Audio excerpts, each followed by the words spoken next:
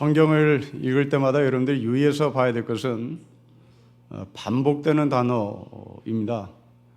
그 반복되는 단어는 이 글을 쓴 사람이 절절한 마음을 가지고 쓰는 거거든요. 그 어떤 그 성경학자가 오늘 본문의 이야기를 주석을 하면서 이 글을 쓴 사람이 얼마만큼 절절한 마음이 있는지 하나를 지적하는데요. 여러분 6절부터 11절까지 우리가 읽었습니다마는 계속 반복되는 단어가 여호와라는 단어입니다.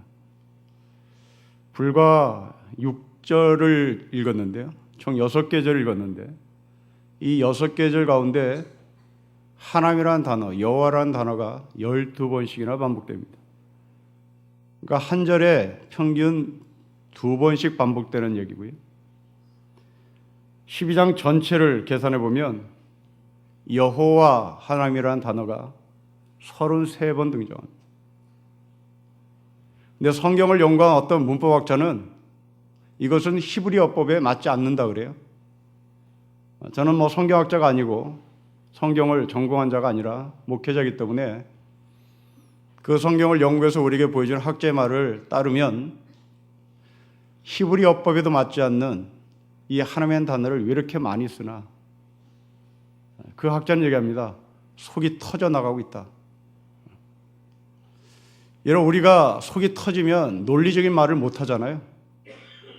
계속 반복되는 말을 합니다. 그 반복되는 말은 내 마음이 거기에 다 들어가 있는 거죠. 우리 아버지, 우리 아버지, 우리 아버지 그러면 계속 속이 터지는 겁니다. 내 아들, 내 아들 이런 단어가 반복되면 그 내 아들이라는 단어 속에 내 속이 터져가는 것을 담고 있는 겁니다. 여기는 논리도 없습니다. 여기는 어법도 없고 여기 문법도 맞지 않습니다. 그냥 내 아들 어떻게, 내 아들 어떻게. 그렇다면 지금 내 아들이 굉장히 복잡한 일이 터졌다는 겁니다. 그런 것처럼 지금 이 글을 쓴 사람이 누구인지는 모르겠으나 하나님이라는 이름을 계속 반복하는 이유는 뭐가 속이 터져 나가고 있다는 겁니다. 도대체 이 사람은 어떠한 속이 터져 나가고 있나? 사무엘이라는 이 사람은 속이 어떤 모습으로 터져 나가고 있나가 궁금한데 오늘 우리는 이것을 규명하기 위해서 지난주에 나왔던 말씀을 정리해야 되겠습니다. 여러분 지난주에 우리는 12장 1절부터 5절까지의 말씀을 나눴는데 여기서 이 사무엘은 자신은 사람들의 것들을 빼앗은 적이 없다라고 하는 것을 사람들 앞에 증명합니다. 그러자 사람들이 여기에 동의하고 그리고 하나님도 여기에 동의하고 모든 사람들이 사무엘은 사람의 것들을 빼앗지 않았다는 것에 대해서 동의를 구하고 동의를 하고 만장일치로 박수를 칩니다. 인생의 삶을 마감하며 이제 제사장직을 끝내고 그리고 사사의 직을 끝내고 사울이라고 하는 사람에게 왕위를 넘길 때 마지막 고별 연설 가운데 사무엘은 내가 일생 동안 사람의 것을 빼앗지 않았다는 것을 말하고 싶어하고 그것을 인정받고 싶어합니다. 다시 말하면 이 사무엘은 자기의 삶을 마감하고 공식적인 이별의 장소에서 공식적인 고별의 장소에서 나는 엘리 제사장 밑에서 훌륭한 신앙훈련을 받았다는 말을 하지 않습니다. 나는 우리 집안이 배경이 빵빵하다는 말을 하지 않습니다. 이 사무엘의 마지막 고별 연설에서 하는 증명받고 싶은 것은 자신의 인격과 자신의 윤리적 수준을 인정받고 싶어 합니다. 자, 우리가 인정받고 싶어 하는 것과 사무엘이 인정받고 싶어 하는 것을 비교해 보자는 말입니다. 우리가 인정받고 싶어 하는 것은 내 가문이 어떻다, 내 학벌이 어떻다, 그리고 나는 누구의 제자다, 이런 것들을 자랑하고 싶어 하죠. 나의 윤리와 나의 도덕성을 자랑하고 싶어 하는 데는 속이 캥기니까 아예 거론도 하지 않습니다. 제 아무리 유명한 목사라 할지라도 제 아무리 유명한 목사가 제 아무리 유명한 신학교를 졸업했다 할지라도 그 사람이 윤리와 도덕이 갖춰지지 않으면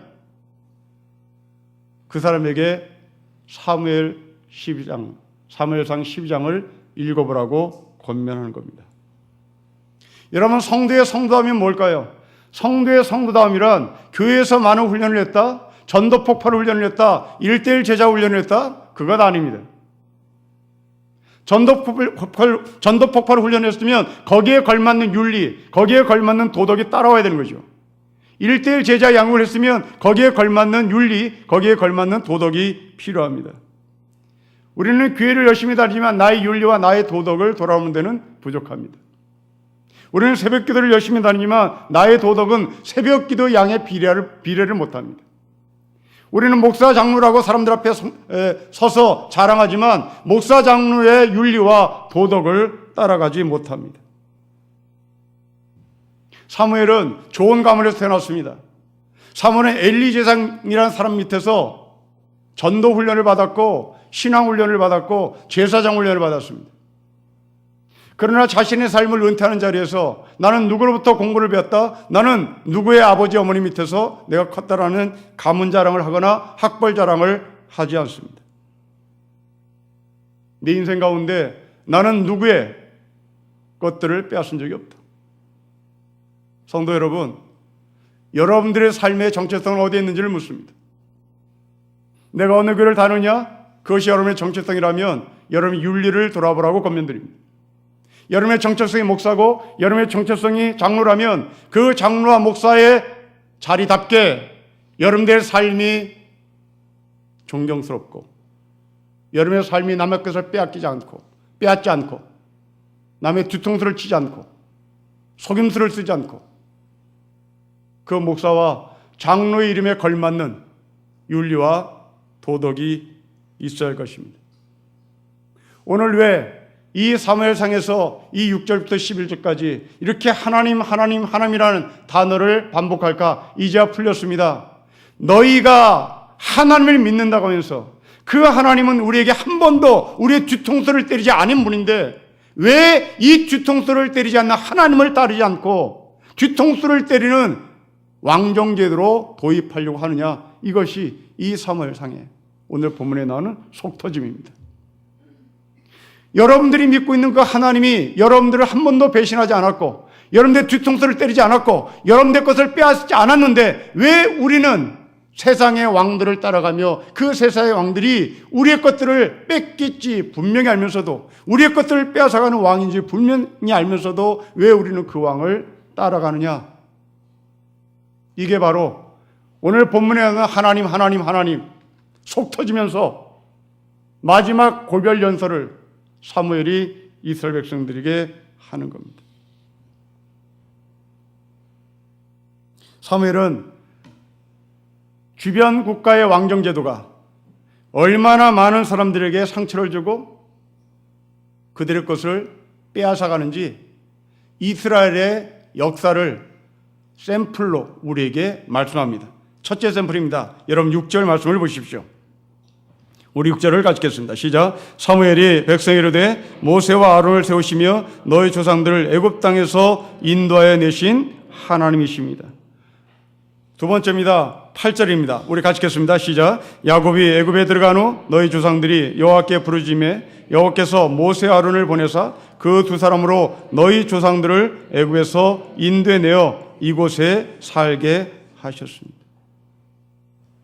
여러분, 이 두 가지 이스라엘 속에서 나타난 역사의 샘플입니다. 이스라엘 백성들은 애굽에서 삶이 고달팠습니다. 그래서 그들은 하나님께 간구했습니다. 또한 가나안에서 살면서 주변 국가들에 의하여 또 고난을 받았습니다. 그러자 이스라엘 백성들은 하나님 앞에 간구했습니다. 그럴 때마다 하나님은 나타나셔서 이스라엘 백성들을 애굽에서 탈출시켜 주시고 이스라엘 백성들을 가나안에서 사사를 등장시켜 이스라엘 백성들을 보호했습니다. 그런데 왜 니들은 이렇게 부르기만 하면 나타나는 하나님, 애굽에서 종살이를 할 때 언제까지 우리가 이렇게 고난을 받아야 합니까? 라고 부르짖을 때 나타나신 하나님. 적각거리는 가나안 땅에서 주변 국가들이 하여 고난을 받았을 때 하나님 우리는 어찌하여 이렇게 살아야 됩니까? 라고 외칠 때 하나님께서 나타나셔서 살려주셨던. 그럼에도 불구하고 왜 니들을 그렇게 고생시킨 바로의 왕을 찾고 가나안 주변의 왕을 찾고 그리고 너희도 그 바로의 왕처럼 그리고 가나안의 왕처럼 그런 왕들을 세우려고 하느냐인 겁니다. 여러분 좀 더 구체로 말씀을 드려봅시다. 애굽에서 종살이하던 이스라엘 백성들, 그들은 애굽에서 점점 인구수가 늘어나는 축복을 받죠. 고대 시대의 인구수가 늘어났다는 것은 분명 축복입니다. 그건 노동력과 비례하기 때문입니다. 특히 거기에 아들이 태어났다. 그것은 대들보입니다. 근데 놀랍게도 이스라엘이 애굽에서 종살이할 때 남자들이 막 늘어나기 시작합니다. 이제 노동력이 늘어났다는 얘기고 대들보가 는다는 얘기고 이제 머지않아 이스라엘 백성들은 그 인구에 비례해서 애굽의 바로 왕과 한판 붙을 기세입니다. 애굽의 바로는 겁을 먹었습니다. 그리고 산화 정책을 폈죠. 그래도 아이를 낳습니다. 애굽의 바로는 두 번째로 산화 정책에 더 고삐를 쥐어 짭니다. 벽돌을 만드는데 벽돌에 필요한 재료를 주지 않습니다. 그럼에도 불구하고 또 이스라엘 백성들은 계속 애를 낳습니다. 급기야 마지막 세기를 받습니다. 남자아이들을 다 죽여라. 그 가운데 9세 1생으로 살아난 사람이 모세입니다. 하나님은 이 모세를 통하여 이스라엘 백성들을 끄집어냅니다. 바로에게 모든 착취를 당하고 바로에게 뺏기고 바로에게 뒤통수를 맞았던 이스라엘 백성들은 이제 모세의 영도하에 광야로 나왔고 그리고 가나안에 들어갑니다. 가나안에 들어갔던 이스라엘 백성들 주변 국가들에 의해서 또 난리법석을 칩니다. 주변 국가들은 이 이스라엘 백성들을 가만 놔두지 않습니다. 그러자 이스라엘 백성들이 또 간구합니다. 기도합니다. 하나님께서 나타나셨습니다. 그리고 그 하나님은 사사라는 사람들을 통해서 이스라엘을 보호하고 주변 국가들 왕들과 싸워서 승리합니다. 이것이 오늘 본문이 하고자 하는 이야기입니다. 그 사사들은 누구였을까요? 그 사사들은 10절에 있습니다. 여러분 9절을 보십시오. 9절에 이 사사들의 이름이 나옵니다.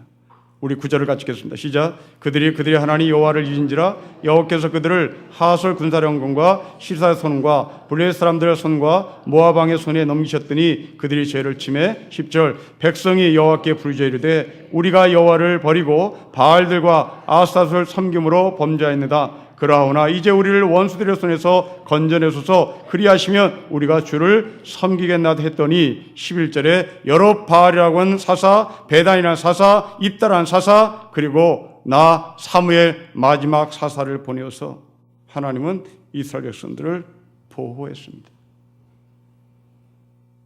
하나님께 구했더니 하나님이 나타나셨고 하나님께 기도했더니 하나님은 응답하셨고 하나님 앞에 간구했더니 하나님은 하나님의 사람들을 통해서 이스라엘 백성들을 보호하셨습니다.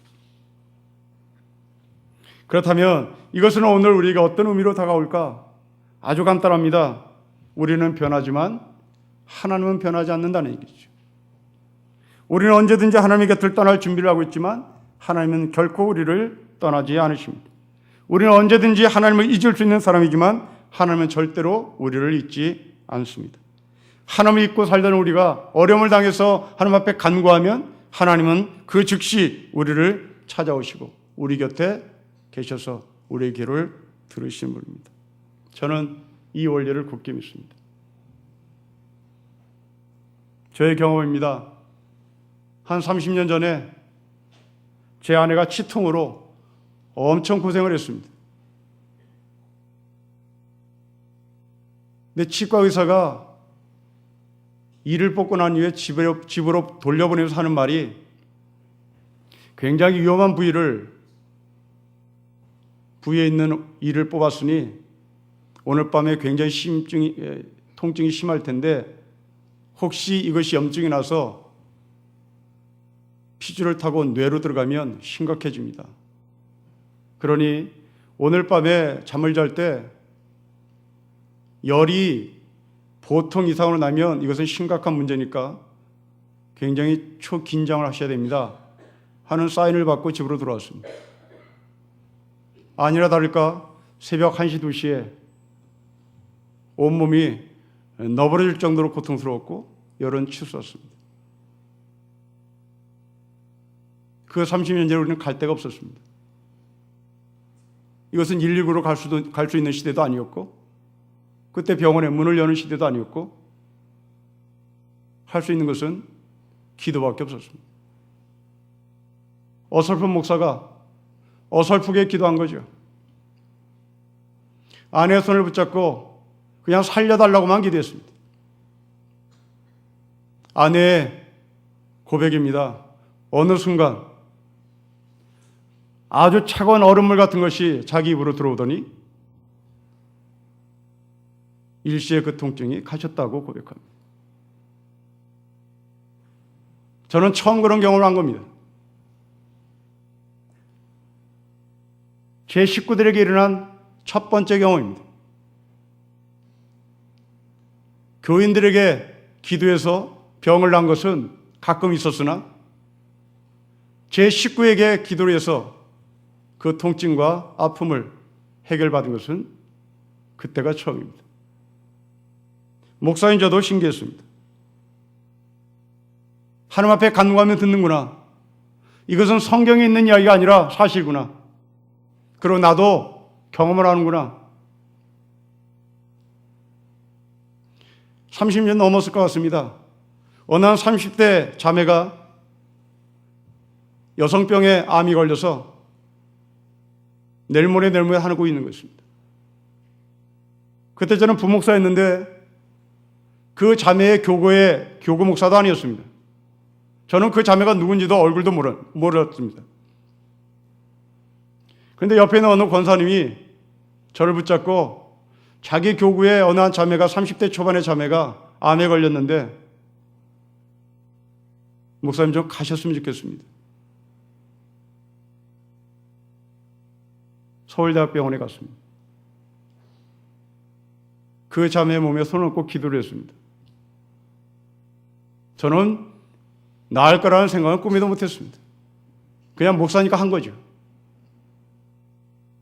목사가 신방하자고 하니 권사가 신방하고 하니 목사가 미룰 수는 없고 그냥 간 거죠. 그러고 왔습니다. 3일 후에 이 자매는 그냥 퇴원을 했습니다. 아무 흔적도 없었다는 거죠. 저는 믿지 않습니다. 아마도 그 자매가 암에 걸린 게 아니겠죠. 암에 걸린 게 아니었을 겁니다. 제가 기도해서 그 자매에게 병을 고쳤다. 저는 그렇게 믿고 싶지 않습니다. 그러나 저는 제 아내에게 일어난 사건을 보며 이건 사실구나 고백했습니다. 하나님 앞에 간구하면 듣는다. 그러나 저는 이것으로 저의 신앙의 전부를 말하고 싶지 않습니다. 만일 여러분들이 오늘 이 본문에 계속 반복되는 말씀, 하나님 앞에 간구했더니 들었다, 하나님 앞에 부르시더니 들었다, 이 원리만을 여러분들이 알고 있다면 여러분들은 영적인 그리스도인이 되는 데는 거의 불가능합니다. 너무나 유약한 사람이 되거나 아니면 수동적인 성도가 될 수밖에 없습니다. 여러분, 오늘 이 본문에 나오는 원리, 애굽에서 종살이하던 이스라엘 백성들이 하나님 앞에 간구했더니 하나님 앞에서 들으셨다. 가나안 땅에서 주변 국가들의 그 정복에 의해서 아픔을 당했던 이스라엘 백성들이 하나님 앞에 간구했더니 사사들을 통해서 들으셨다. 그 원리는 모든 성도들에게 해당되는 이야기는 아닙니다. 여러분, 오늘 본문에 나오는 이 사건은 이스라엘의 어떤 시대의 포인트를 잡고 있는지 보십시오. 이들은 신생 국가입니다. 이제 막 나라가 탄생한 것입니다. 다시 말하면 막 태어난 아이란 말입니다. 신앙의 용어로 얘기하면 굉장히 신앙의 연륜이 낮다라는 말입니다. 제가 그렇게 풋내기 목사였을 때 제 아내의 병을 하나님으로부터 고침받은 것은 풋내기 목사였기 때문입니다. 그 뒤로부터 저에게는 없습니다. 그부터 저에게는 그런 능력 없습니다. 저에게 혹시 이 설교를 듣고 저 사람 무슨 신기가 있나 보다 생각하지 마십시오. 저는 없습니다. 저는 그러고 싶지 않습니다. 여러분들이 아프면 병원 가십시오. 병원에 있는 의사가 훨씬 뛰어납니다. 오늘 이 본문에 나오는 사건, 애굽에서 종살이된 이스라엘 백성들, 그들은 나라가 형성되기 전의 사람입니다. 그리고 가나안에 들어가서 이제 막 나라를 세운 사람들입니다. 신앙이 연약할 때입니다. 그 신앙이 연약할 때 하나님은 들으십니다. 여러분들 가운데 하나님 앞에 간절히 기도했더니 들었다. 그렇다면 여러분들은 굉장히 유치한 신앙의 시간을 보내고 있다는 말입니다. 기억하십시오. 이 시간 이후부터 이스라엘 백성들은 왕정제도가 도입한 이후에는 하나님 앞에 간구해도 듣지 않습니다. 하나님은 듣지 않습니다. 하나님은 이 왕정제도에 도입한 이스라엘 백성들에게 간구했더니 오셨다가 아니라 바벨론 포로로 던져버립니다. 그리고 심지어 북이스라엘 나라가 없어집니다. 날마다 이들이 하나님 앞에 간구하면 하나님 앞에 짠하고 나타나지 않는단 말입니다. 신생국가 때는 나타났고 신앙이 여릴 때는 나타났고 신앙이 유아기적인 모습일 때만 나타났습니다. 이제 왕정제도가 끝난 다음에 왕정제도를 시작하고 이제 다윗 왕가가 들어가고 솔로몬이 들어가고 한 이후에 이들이 하나님을 잊어버릴 때는 하나님은 남과 북을 분단시켜버립니다. 북이스라엘과 남유다로 바꿔버리죠. 그리고 북이스라엘을 없애버립니다. 역사 속에서 지워버립니다. 바벨론 포로로 잡혀가서 생고생을 하게 만들죠. 여러분들이 기도를 했는데 하나님께 듣지 않는다. 그렇다면 여러분들은 신앙이 없어서가 아니라 여러분들은 영적인 능력을 소유하고 있기 때문입니다. 이것을 사도 바울은 영적인 그리스도인이라고 말합니다. 육적인 그리스도인들은 단단한 식물을 먹지 못합니다. 영적인 그리스도인들은 단단한 식물을 먹을 수 있어야 되고 먹어야 된다고 말합니다. 이 신생국가 이스라엘, 이들은 육적인 그리스도인에 불과했습니다. 어린 사람들에게 하나님은 이 어린 사람들을 버릴 수가 없어 어린이 될 때까지, 영적인 그리스도인이 될 때까지 훈련시키고 세우고, 이제 너희가 잘못했을 때는 나는 간섭하지 않는다. 너희들은 바벨론 포로로 잡혀가든지 나라가 없어지든지 그것으로 너희의 잘못을 알게 하실 것이라고 말합니다.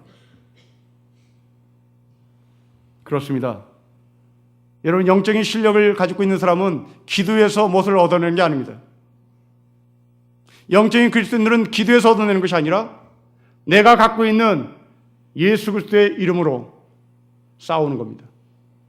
예수 그리스도의 이름으로 우리는 이 세상과 맞서는 겁니다. 예수 그리스도의 이름으로 여러분이 겪고 있는 고난과 맞붙는 거죠.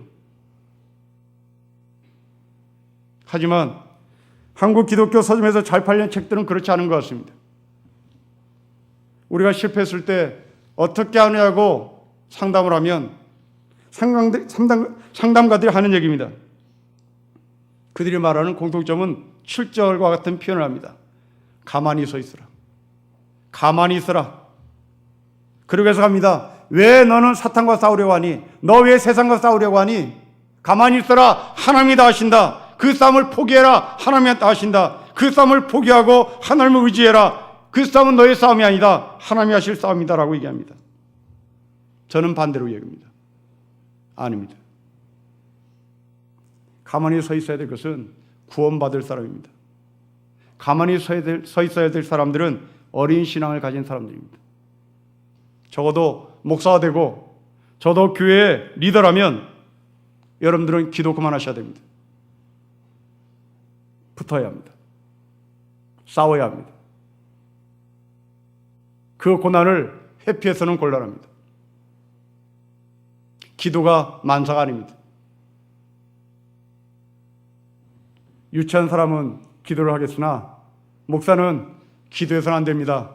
그 시간에 붙어야 합니다. 그 시간에 예수 그리스도의 전신갑주를 입고 싸워야 되는 겁니다. 믿음의 방패를 들고 싸워야 되고 구원의 툭을 들고 싸워야 되는 겁니다. 성도는 구원받은 후에 일어나는 일에 대해서 하나님께 맡길 수 없습니다. 우리가 해결하고 우리가 답을 구해야 합니다. 이미 여러분들은 인생살이에서 경험했을 것입니다. 세상이 나를 통치할 때 달콤한 것을 경험했죠. 그러나 그 길 끝에는 파산이었다는 것을 또한 경험합니다. 이때 우리가 하나님께 부르짖으면 하나님은 응답을 하시겠죠. 하지만 영적인 그리스도인은, 목사는 세상에 끌려갔다가 파산 선고를 당해 하나님 앞에 기도하는 사람이 아니라 처음부터 거기에 안 가는 겁니다. 이게 영적인 그리스도인입니다. 장로라면 처음부터 거기 안 가는 거예요. 거기 갔다가 파산 선고를 당하고 하나님 나 좀 살려주세요 라고 얘기하는 게 아니라 처음부터 거기 안 가는 겁니다. 시간 아깝습니다. 시간 낭비인 겁니다. 그 시간 낭비인 것을 우리는 어릴 때 알았다면, 유치한 신앙생활을 하고 있을 때 알았다면, 이제 우리는 영적인 그리스도인이 되어서는 그런 시간 낭비를 해서는 안 됩니다. 애당초 그 자리에 가지 않습니다. 사랑하는 성도 여러분, 인생은 풀과 같이 빠르게 시드는 것입니다. 새벽 이슬처럼 한순간에 사라지는 것이 인생이요 청년의 시간입니다. 그렇다면 우회할 수 없습니다. 돌아갈 수 없습니다. 시간 낭비하며 빙빙 질질 끌려다닐 수 없습니다. 농부처럼, 군인처럼, 경계하는처럼 살아야 합니다. 농부, 군인, 경계하는 사람 공통점, 시간 아낌입니다. 농부 시간 놓치면 한 해 농사 망칩니다. 경계하는 자 시간 놓치면 탈락입니다. 군인 시간 놓치면 전쟁에서 집니다. 정확한 시간에 타격해야 되고, 정확한 시간에 씨를 뿌려야 되고, 정확한 시간에 출발해야 합니다. 이 세 사람의 공통점은 시간입니다. 하나님은 우리를 농부로, 경계하는 자로, 군사로 부르셨습니다. 시간을 아끼라는 말입니다. 성도 여러분, 여러분들의 왕은 과연 누구입니까? 애굽에서 그렇게 당하고도 왜 또 그 왕을 모시려고 하는가? 한 번 경험했으면 됐지. 한 번 경험하고 예수 그리스도 안으로 들어왔으면 됐지. 왜 또다시 당신의 왕을 세상의 통치자로 만들려고 하는가? 왜 세상의 통치자를 당신의 왕으로 만들려고 하는가? 사무엘은 속이 터져 하나님을 찾으라고, 하나님을 찾으라고, 왜 하나님을 부르지 않느냐고, 왜 하나님대로 살지 않느냐고 외치고 있습니다. 인생살이의 실패를 맛보고도 또 한 번 실패를 맛보고자 애굽의 왕을 그리워하고 바알을 그리워하고 이 세상의 왕을 그리워한다면 여러분들은 전혀 실력이 없는 사람입니다. 적어도 장로라면, 적어도 권사라면 나의 왕은 하나님입니다. 오늘 이 사무엘 선지자가 속이 터지면서 하나님이라는 단어를 외치는 이 음성이 여러분 귀에 들려주기를 바랍니다. 속이 터지는 사무엘의 음성. 속이 썩어져가며 하나님을 찾으라고 외치는 사무엘의 음성. 그리고 여러분이 섬기고 있는 그 왕과 결별하십시오. 그 왕을 끊으십시오. 내 몸을 하나님의 거룩한 의의 병기로 드리십시오. 유아기적인 신앙을 넘어서 이제 단단한 음식을 먹는, 그래서 싸움터에서 싸울 수 있는 용기 있는 성도, 용기 있는 장로, 용기 있는 권사, 목사가 되었으면 좋겠습니다. 다시 한번 우리를 애타게 찾으시는 그 하나님의 음성이 오늘 본문 속에서 여러분 귀에 들려지기를 주의 이름으로 축복합니다. 기도하겠습니다.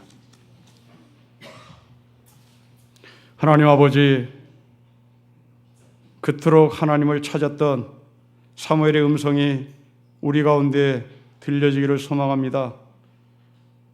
세상의 왕을 섬겼을 때 오는 그 고통과 빼앗김과 상처들이 어떤 것인지 알고 있음에도 불구하고 또 세상의 왕을 찾으러 나갔던 이스라엘 백성들에게 속이 터지며 하나님을 따라가라고 외쳤던 이 사무엘의 음성이 오늘 우리에게 들려지기를 소망하며 간절히 구하오니 말씀해 주시고, 이제 그 말씀이 들려졌을 때 내가 섬기고 있는 세상의 왕과 결별하는 용기와 결단과 신앙의 실력을 허락하여 주옵소서.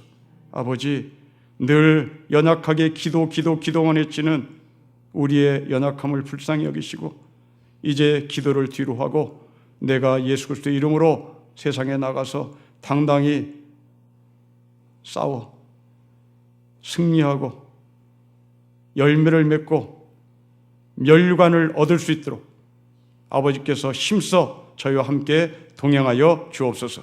주 예수 그리스도의 이름으로 기도합니다. 아멘.